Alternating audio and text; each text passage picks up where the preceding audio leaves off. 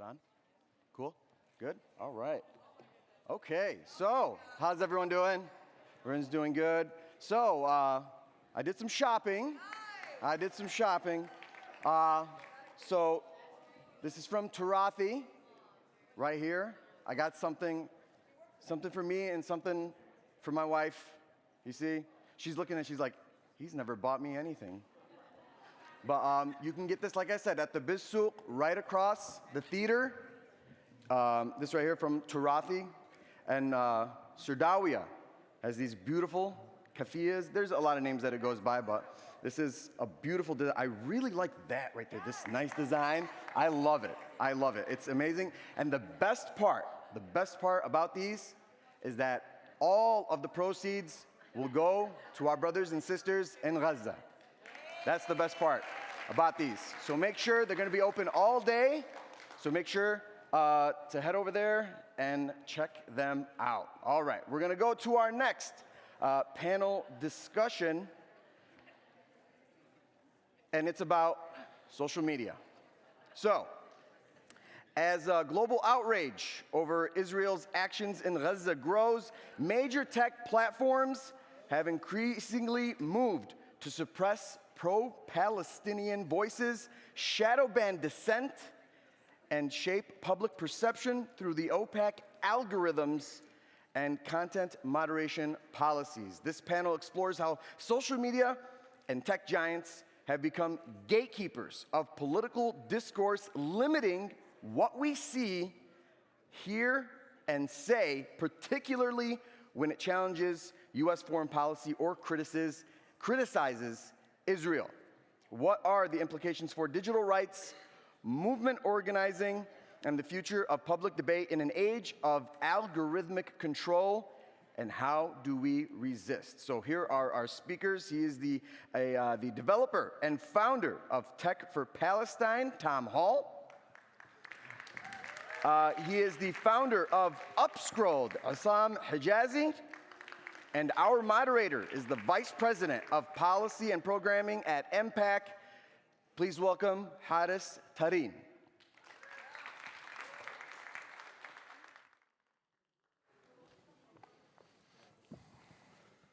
Good afternoon, Dearborn. I think you can do a little bit better than that. Good afternoon, Dearborn. There you go. Ahlan wa sahlan. Thank you all so much for joining us in this very important conversation. I'm going to start off by asking you all a question first before I get to my esteemed panelists. I will ask you a question, because you are the consumer of social media. You guys are the engagers of social media. You're the ones that actually, we all make social media run, and we're the engine of social media. So I'm going to ask you all, how many of you have a social media account? Whether Facebook, Instagram, TikTok, UpScrolled. Yeah. Right, I have an UpScrolled account, so awesome. Yes. I'll make sure everyone have before we end this today. Before we leave. So you all do. But there's going to be a follow-up question to that. How many of you feel in the past 2 years that what you've said online in regards to the what you've said online in regards to the genocide and the domestic issues that are, of course, as a result of the genocide, how many of you feel that your content, your posts, your engagement on social media has actually been diminished and shadow banned and impacted? Clap if you believe so. This is the majority of the room, and I'm going to go into why your feelings are actually valid. What you're feeling, and you may not have the technological terms for it, you may not have the technological understanding, but what you're feeling is true and valid. And there's two reasons for this. Because after the genocide, and I call this different forms of occupation. Of course, we have the occupation itself in the Palestinian territories, and in Gaza and the West Bank, and then that is the physical occupation. But there's other types of occupation that takes place. One of them is technological occupation, what I call. Technological occupation is these big tech companies who control a large part of our lives and impact a large part of our lives. They, many of them, the founders of these tech companies, the investors of these tech companies, the senior employees of these tech companies have deep connections and deep relationships with the state of Israel. And the technology and the cybersecurity industry in the state of Israel. You know, there's a fascinating statistic that always, as someone who has worked in government and now works in the advocacy space, that scares me as an American.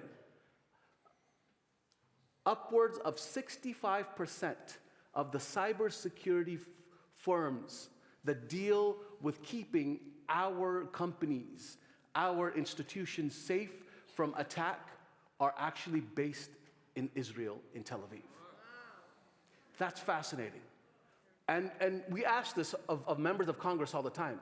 Do you feel safe that our cyber infrastructure is in the hands of a foreign country, regardless of who that foreign country, and especially a foreign country that we know that has a deep hand in our affairs here in the US? That is the state that we're dealing with. And after the genocide started on October 7th, we saw numbers skyrocket in what we call shadow banning, AI moderating, making sure that your voice are actually minimized when you talk about what is actually happening on the ground. We saw, in terms of Facebook engagement with Palestinian media outlets prior to October 7th, pre-October 7th, when you opened Facebook, you would probably get a 7 to 10% engagement with pro-Palestinian news outlets. Post-October 7th, that went down to 1%, according to Human Rights Watch. According to Human Rights Watch, and I'll give you a very specific number that should really scare all of us. Between October 7th and the end of November of 2023, Facebook took down 1,050 posts, pro-Palestinian posts. 1,049 of them were peaceful, that just talked about the genocide, what was happening on the ground. So they even took down posts and have continued to do so since then of peaceful, nonviolent posts that don't even contradict or violate their own internal policies. That is what we're dealing with. That is where we are as a community. That is where we are as an international community. These big firms have control over what we choose to post and what we choose to say. And then there's a second form. There's political occupation. The political occupation is people like Mitt Romney when he says the next fight after October 7th is for social media. It's for TikTok. They're winning the war. They're winning the digital war. Why? Because we were able to see on maybe things like TikTok, babies being killed, homes being destroyed, families being massacred. We were able to see that with our own eyes. They saw that as us having an upper hand in the war, in the occupation war for the Israeli-Palestinian conflict. So there's the political war. People like Mitt Romney and others have said this outwardly. TikTok was just being bought this past few days. TikTok, which was one of the platforms that actually was not even pro, but was neutral in some sense after October 7th, now being bought out by the Ellison family, which will completely change the content, the algorithms, and the nature of how TikTok has worked over the past decade. That's the landscape that we're dealing with. And so what I'm going to do is ask our panelists to talk a little bit about that. Why is this happening? How can they actually do this and get away with it? And then what are some alternatives? How can we as communities, we as domestic and international communities, start to push back against these billionaire tech companies that control so much of what we say and now even try to control what we think? So I'll start with you, Issam. Can you talk to us a little bit about what shadow banning is? For most of us who don't know what shadow banning is, what is AI moderating? How are they able to do this with our posts and our engagement online? Yeah, absolutely. So shadow banning really, in simple terms, is the process that these big tech companies impose systematically to restrict the content reach for its users. For example, you are on Instagram, you post something, and then you don't see your normal followers actually view or see your content, whether that's a video or text or images, depends on the platform that you use. And what's happening really behind the scene, technically speaking, let's say you have 1,000 followers. The shadow banning, systematically how it works is, it says only show this content to 5%, for example, of your followers. So that means only 5% random people that follow you will be able to see the content that you post. And I said systematically because they are actually things that they can switch on and off, depends on what they think right or wrong. And they use things like, against the policy, against the regularity, and things that really what they mean is against the propaganda that they serve or the people that they serve. So basically that is what shadow banning is. Behind the scenes also, there is a lot of algorithms that do a lot of this work. So algorithm, we've been hearing about AI a lot for the past 4 or 5 years, and a lot of these tech companies uses AI to do content moderation. And I want to explain to you what is AI content moderation so you have an understanding of how that works. So the way it works, in very simple words, you have lots of data like images, video, text that get ingested, and then there's a human process where they label the data. They say this video is good, this video is bad, this text as a whole is good, this one is bad. This is in very simple terms. After that's done, after that's human process done, now it gets to the training of these models. These models will be trained on these content that has been marked by these different users that work for them. And after that, it gets employed into production where they start to score the content that you post on these social media platform.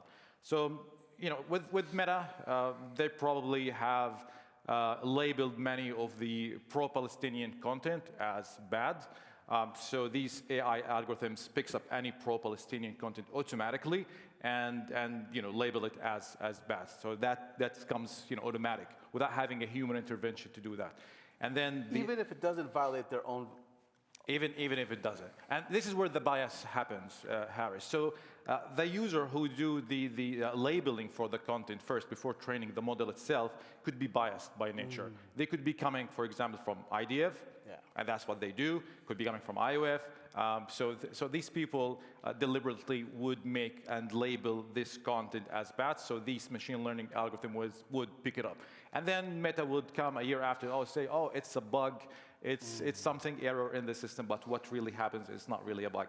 There's nothing, these algorithms don't work unless you tell them what to do. And this is driven by human first before they are able to do automatic actions and decisioning of what's right and what's wrong against their policy. So that's why a lot of pro-Palestinian content get flagged. A lot of pro-Palestinian users, get banned many times. We've got, a role model here, Mo Hamza. His account have been, for example, suspended from Meta about 20 times, and they continue to catch him no matter what he does. I mean, he changed his name, he changed his profile, avatar, everything, even device, I believe, but they still were able to catch him easily. And this is because of using technologies, like AI and machine learning, which will detect anything that he posts or similar users and automatically flag it and then ban it and automatically have it shadow banned so it doesn't be seen by different users. And the bad news here, Harris, is going to get worse. Wow. So this is not going to get better. I mean, if you... Why will they get worse? I mean, it's becoming more political now, more than a technology thing. I mean, if you look at TikTok recently, they've hired IOF. Now, Harry Ellison from Oracle is going to own a big chunk of that. I used to work with Oracle, and I understand the power of Oracle, the infrastructure that they have.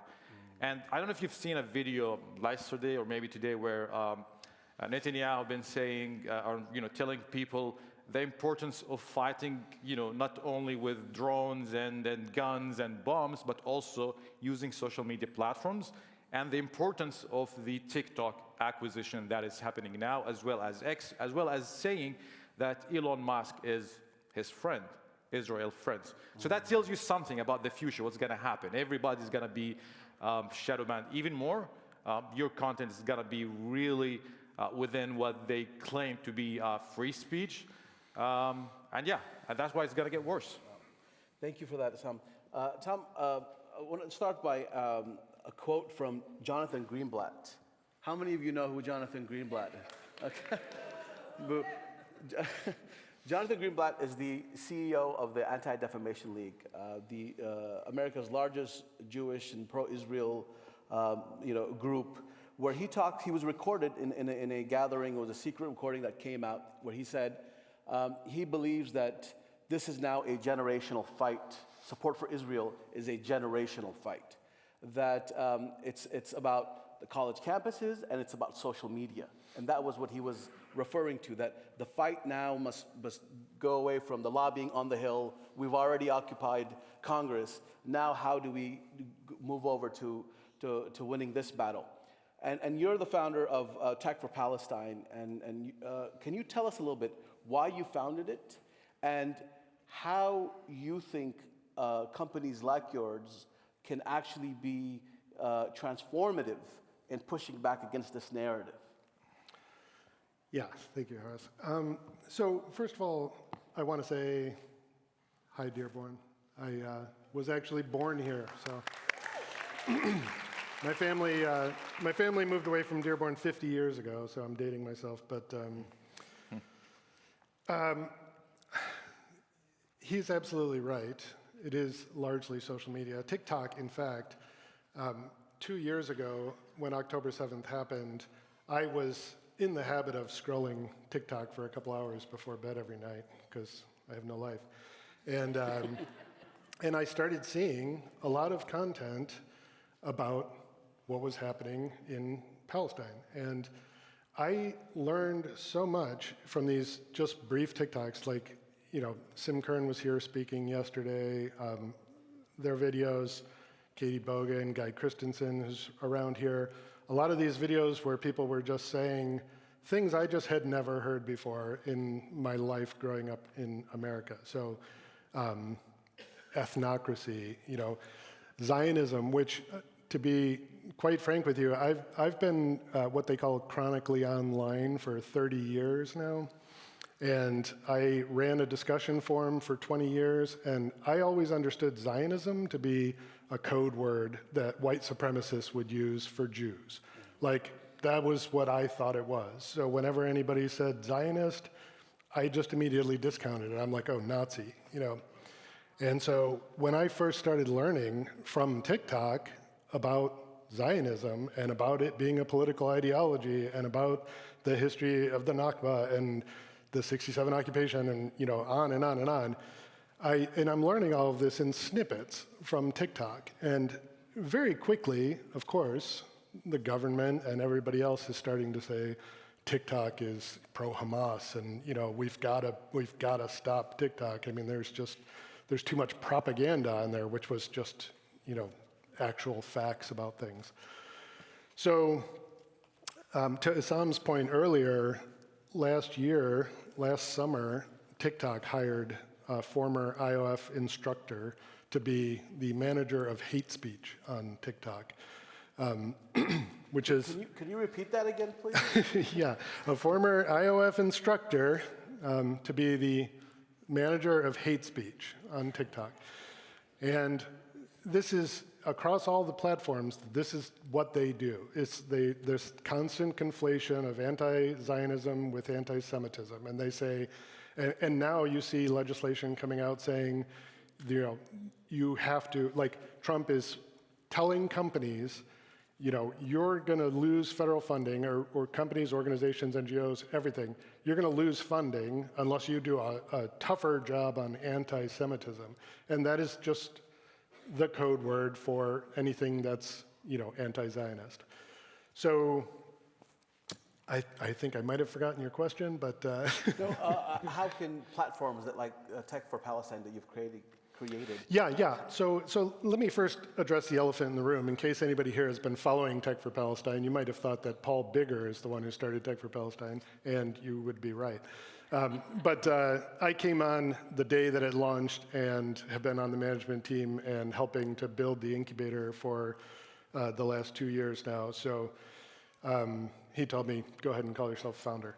But Tech for Palestine is an advocacy supporter. Like, if you don't know much about tech, in tech, you have something called incubators and accelerators, and incubators are, like Y Combinator, for example, is a popular incubator, and what they do is they invest in startups, and then if the startup is very successful, then Y Combinator gets a cut of it, and they helped launch this startup.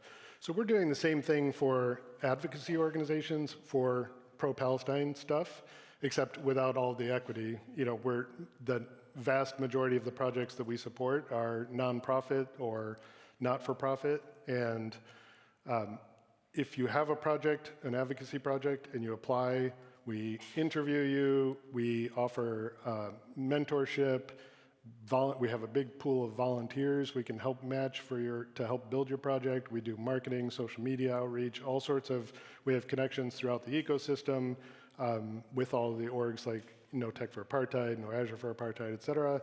And we will just help you build this advocacy thing. And it's a bit of a misnomer, Tech for Palestine, because it doesn't have to be a tech project. What we believe, our theory of change, is that in order for projects to have impact at scale, tech helps with that. So any project that you have, you want to help Palestinians find jobs. We have a project that does that. We went on boycotting media analysis, News Corps boycott, Find a Protest. These are all projects, UpScrolled, that have been incubated in the Tech for Palestine incubator, and we help advocacy projects use tech to scale and to have greater impact. So I want to ask the audience a question. How many of you are on TikTok? Sorry? Did you say something about TikTok? I am not. Okay. So we have a good number of folks in the room who's on TikTok. And over the past years, especially towards the beginning of the genocide, TikTok was actually a platform that many people used to voice the opposition to the mainstream narrative about what was happening in Gaza. Yep. It was a powerful tool initially. And then, of course, there was a lot of controversy around it, and one of the controversies was because of the fact that it was being used by anti-genocide folks to promote the narrative. Now, with the purchase of TikTok by a very conservative, pro-Trump, pro-Israel family and a group of investors, how is that going to impact what many young Americans who, after October 7th, for the first time, as you said, Tom, your eyes were open to what Zionism actually was? And if you look through TikTok, you would see dozens of accounts of young Americans who were from like Alabama and from Arkansas or from Connecticut who said, you know what, this is the first time I've seen what's happening on the ground. And I know about the occupation now. I know about the genocide. I know about the history of this land through TikTok. What's the consequence, I want to ask you both, of now this family or this group purchasing TikTok, Elon Musk having control over X now, and of course Meta and the other companies, we know their history. What's going to happen to many of us who are on these platforms, and how is it going to impact us? That's an excellent question. So Larry Ellison, the owner of Oracle, is the biggest contributor to the IDF Friends.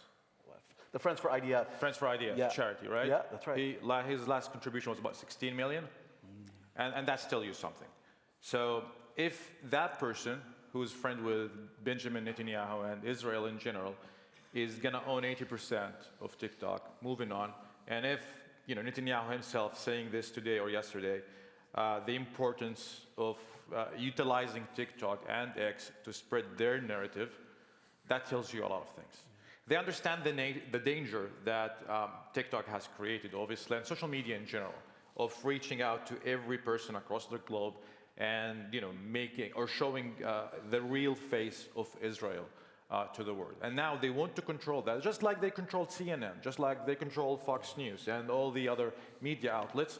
They understand now this is the new tool to control the brains of the young generation everywhere.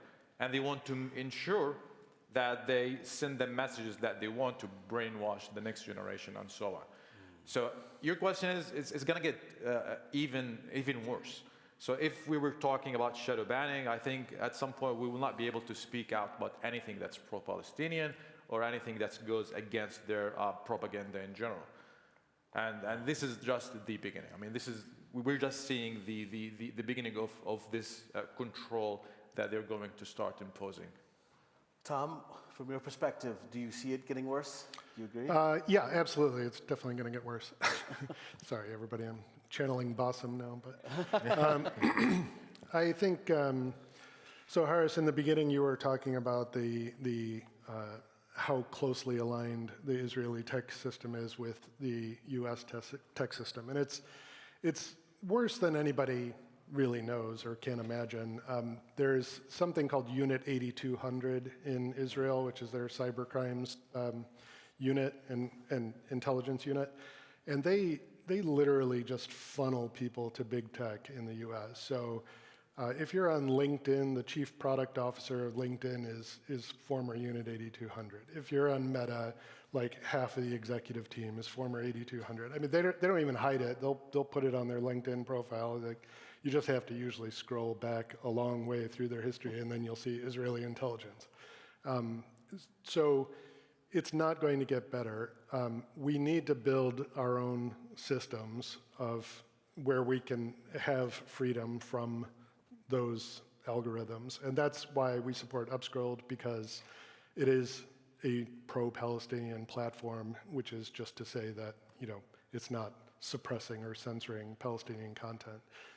So since you mentioned UpScrolled, Issam, could you talk to us a little bit about why you created UpScrolled, what it is, and how can people support third-party platforms so that we can continue to encourage the growth of these platforms? Yeah, absolutely. I'll just give you a little story about why I founded UpScrolled and a little background about myself. So, Issam Hijazi, I'm originally from Palestine. I was born in Jordan because, most of Palestinians were born in Jordan and elsewhere around the world. Currently, I'm living in Australia. I've been having, I have experience with big tech for the past 17 years. And since the genocide happened, and still happening, it changed everything in me, my perspective to life, to work, to what I want to look for. And I felt I was complicit by working for these big techs. And I've seen many users, friends, family being shadow banned, their voice being shut on these different platforms. And I was one of those users. I was posting about what's happening in the genocide. And I've got friends all over Europe, the US, and everywhere asking them, do you see this content? They say, what content? So I've seen this firsthand. And I've got family as well in Gaza. 60 of them got killed during the genocide, just like many other people probably in this room as well. So I was deeply affected by what happened. And I felt compelled to create something, to contribute back in my capacity, which I will add in the end, one suggestion to everyone before leaving the room. So I decided to quit my career, my professional career, which many people saw as, a successful one, and I decided to devote myself to build an alternative social media platform, which many would tell me, you're crazy, you're trying to compete with Meta, you're trying to compete with X, TikTok. But I tell them, if we don't try, we'll never know. That's number one. Number two, if we don't start building alternative and become independent from all these digital platforms out there, then we're not going to be able to make it too far. I mean, it's great to go out in the street and protest.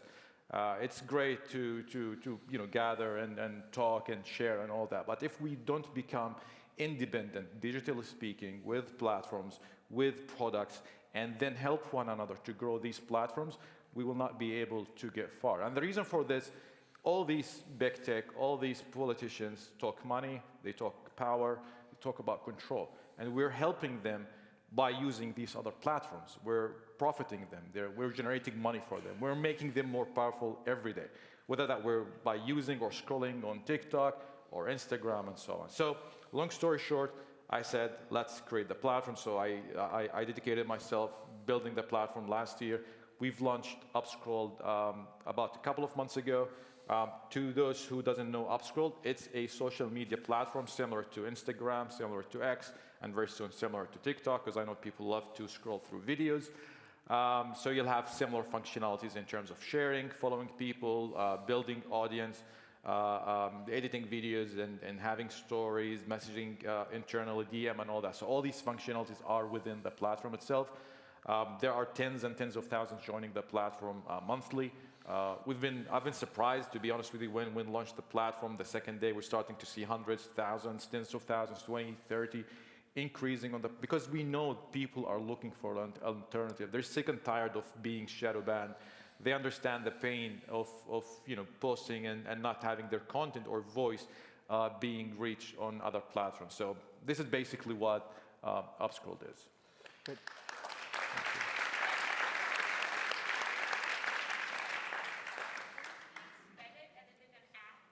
It is an app. It's available on the App Store as well. UpScrolled. UpScrolled. UpScrolled. UpScrolled. So up from going up, and then scrolled from scrolling. So UpScrolled. Yes. So you can definitely you can go to your app store, download it, but you can do it after the session so you can pay attention to our panelists. Yeah. Yeah. Well, you can do it now as well. I don't mind you it. can do it. That's fine. They don't mind. So a question about big tech, because big tech now impacts so much of our lives. I'm in Washington D.C. I now see the convergence of big tech, Palantir, of course Microsoft has been there for years, Amazon, Meta. They're always having lunch or dinner with the president, and they're talking about big investments. What we're seeing is our data is being monopolized by these companies. The military-industrial complex and the tech complex are now almost one and the same, and they work together. We saw what happened in terms of Microsoft providing data for going after specific Palestinians and drone usage and all of that. Can you talk about, so when it comes to big tech, is everyone in the C-suite level at big tech, are they all willingly supportive of the occupation and the genocide and the state of Israel? Or are they being forced by politicians, by lobbyists, by investors? Why are they so fully aligned when they are supposed to be, quote unquote, the independent ones, creating new spaces, creating new narratives, and changing lives? Why are they so backed? Why do they back the state of Israel and the occupation and genocide so willingly? Ron, you want to start with that? They're greedy. They make a lot of money that way. But don't like the Gulf countries have money that they can also that they invest in a lot of these It hurts institutions? me. They do. They do. They do. Yeah. So please, I'll let you finish. Yeah. So, I mean, a lot of people. There's this myth that Google used to have a motto, "Do no evil," and that they have since betrayed it. The truth is that they never had that motto. It was something that one of the founders said in an interview, and it was never part of their official policy. Like, their policy has been make money from the beginning, by any means possible. And that's why Google and Amazon and Microsoft and all of these big players are on the BDS list, because they're all corrupt, complicit, and just doing what they need to do to make profits. And unfortunately, we saw that, plain as day when they were all lined up behind Trump the other day to celebrate his willingness to not make them pay taxes. So, Yes, I think the Gulf countries could invest. There are alternatives, but you have to go to Switzerland or Iceland or Sweden.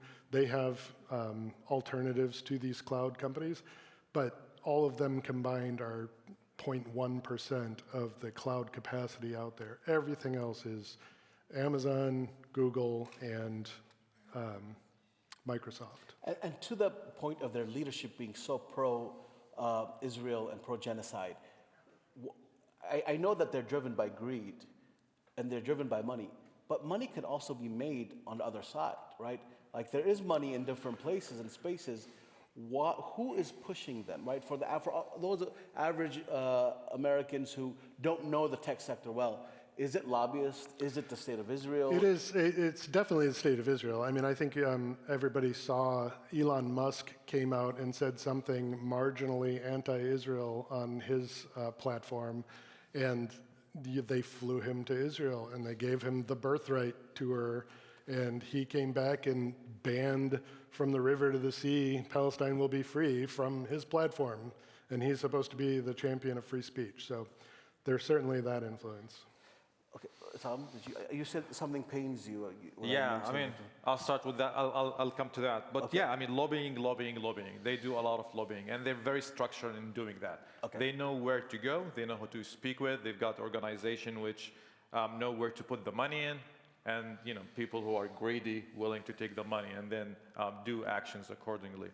And yeah, I mean, it aches me because the Gulf countries, they have a lot of money, and these same Gulf countries are making a lot of investments in the US towards companies that are complicit in the genocide. So we're talking about the Gulf countries, I don't know, about a couple of trillions, I believe.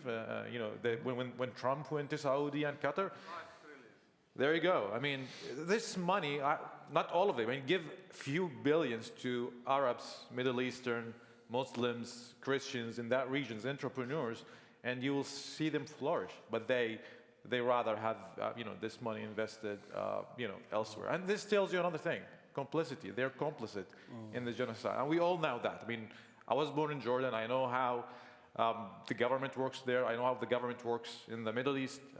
They work for America. They work for Israel. I mean, they are all Zionists, 100%. So, no, please clap. Please clap. I don't want to stop you from clapping. I don't want to stop you from clapping. So, is there any hope?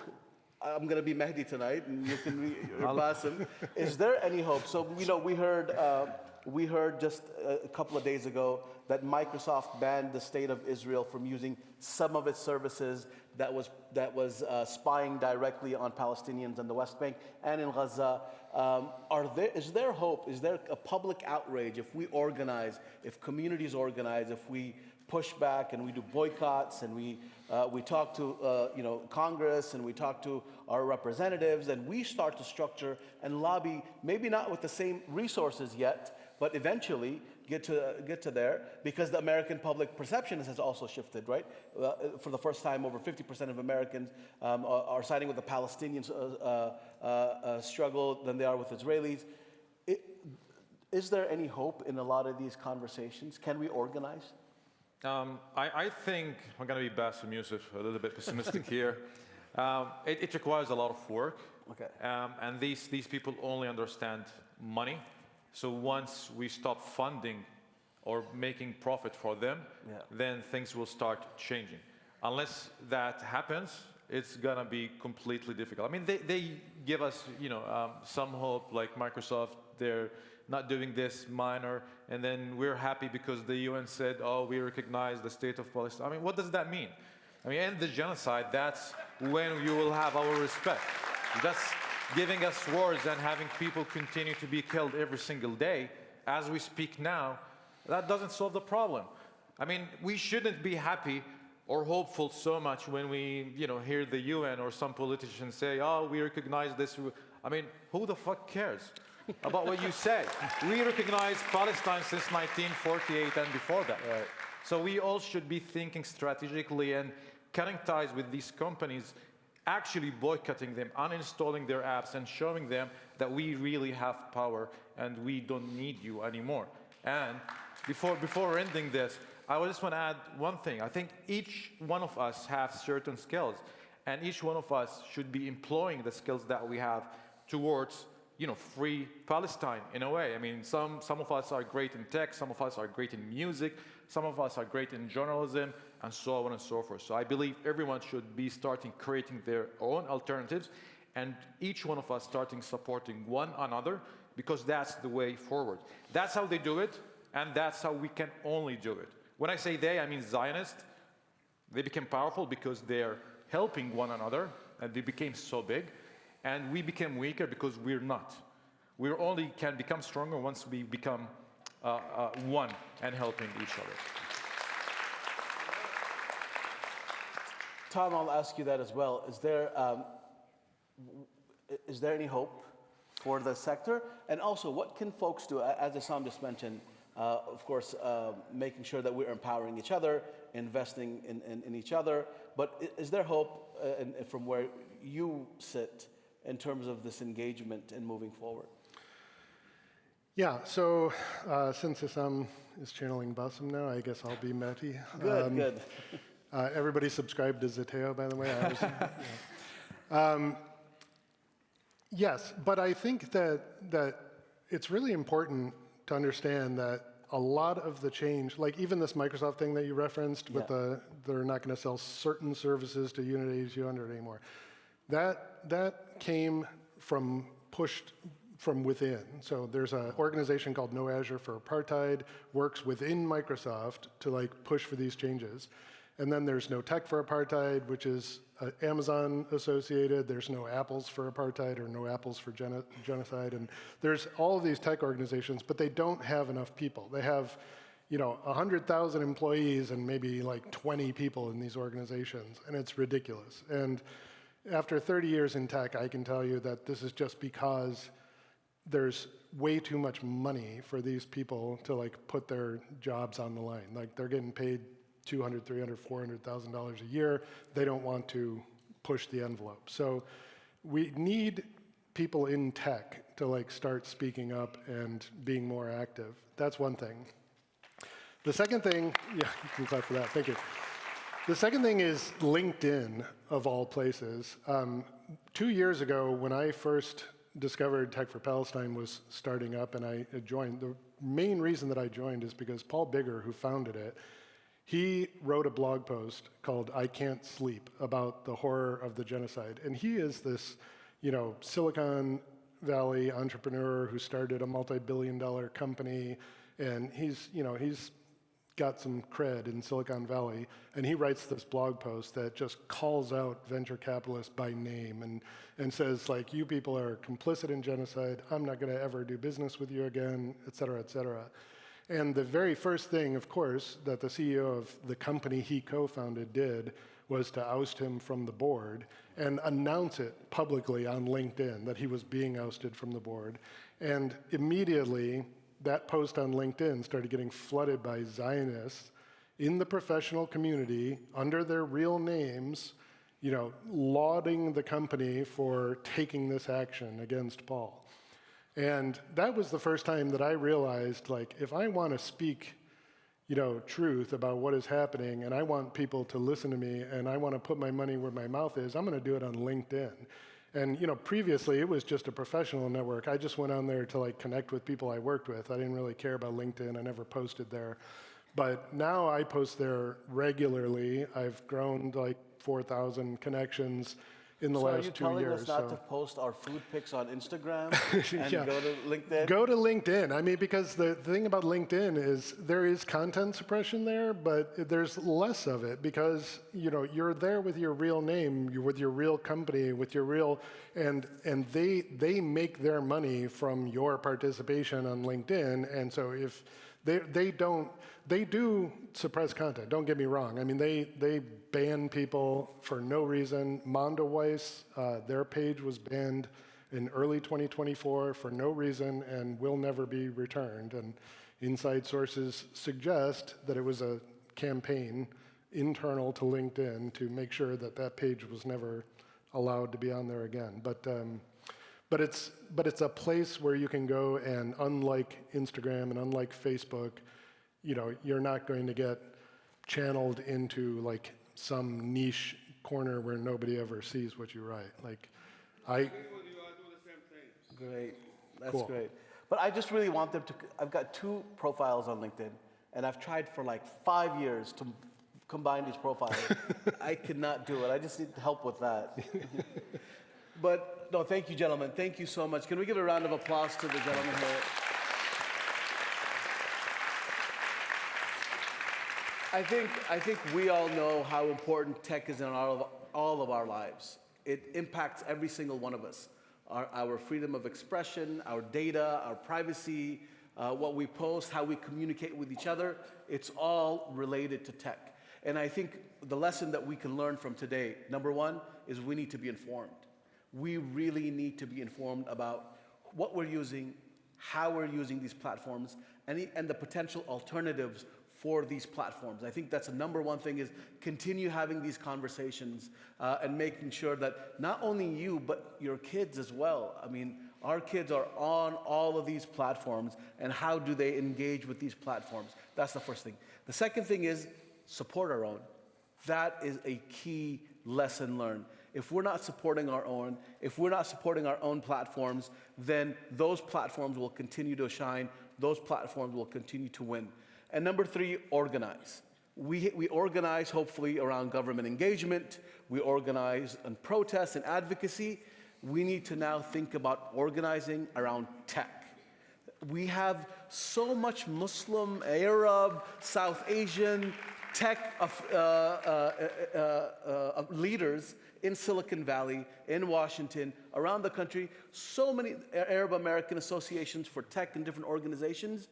But we don't organize and we don't push an agenda. And I think what the genocide has taught us is that if we don't get organized, if we're not pushing, then they will continue to win the narrative. So thank you again for our panelists, and thank you for joining us this afternoon. Thank you.